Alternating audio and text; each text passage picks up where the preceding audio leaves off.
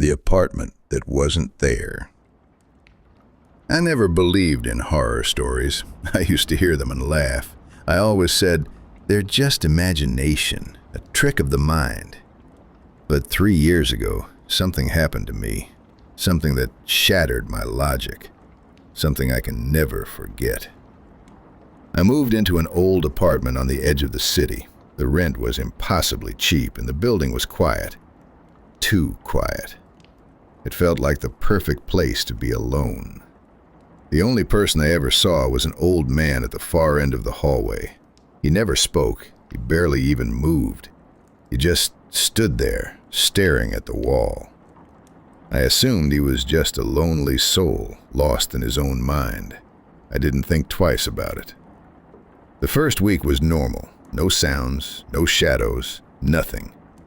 But in the second week, the atmosphere changed. Every night at exactly 3 a.m., I started hearing it.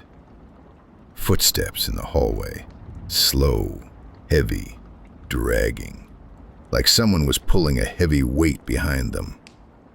I told myself it was the old neighbor, but the timing was too perfect. One night, I gathered my courage. I walked to the door and looked through the peephole. The hallway was empty, pitch black, total silence. Yet the sound of dragging footsteps continued, echoing right under my feet. The next night, the sound evolved. It wasn't dragging anymore, it was scratching.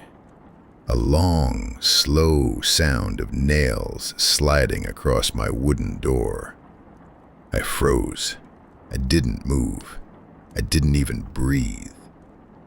Then my phone vibrated. A message from an unknown number. No caller ID, just a series of zeros. I opened it and my heart dropped. The message said, "Don't open the door. Whatever you do, do not open the door." I sat in the dark, watching the clock. 2:59, 3 o'clock. Suddenly, the air in the room turned ice cold. I felt a presence, not outside, but inside. I went to the building management the next morning. My hands were shaking. I asked about the old man at the end of the hall. The employee looked at me with confusion. He checked the records and said, "Sir, you are the only tenant on the 5th floor. No one has lived there for years." My blood ran cold. I told him about the footsteps, the scratching, and the message. His face turned pale. He leaned in and whispered, "That floor was sealed off after an incident in the 90s. A tenant was found dead inside. He had barricaded himself in, screaming that something was trying to get out of the walls. He died of pure terror." I didn't wait. I ran back to pack my things. I needed to leave, now. But as I was throwing clothes into my suitcase, I felt it. A cold, damp breath in the back of my neck. A voice, a rasping, dry whisper, vibrated inside my head. "I told you not to open the door, but you let me in when you asked for me." I ran. I didn't look back. A week later, I returned with a friend to get the rest of my furniture. We walked down the same hallway.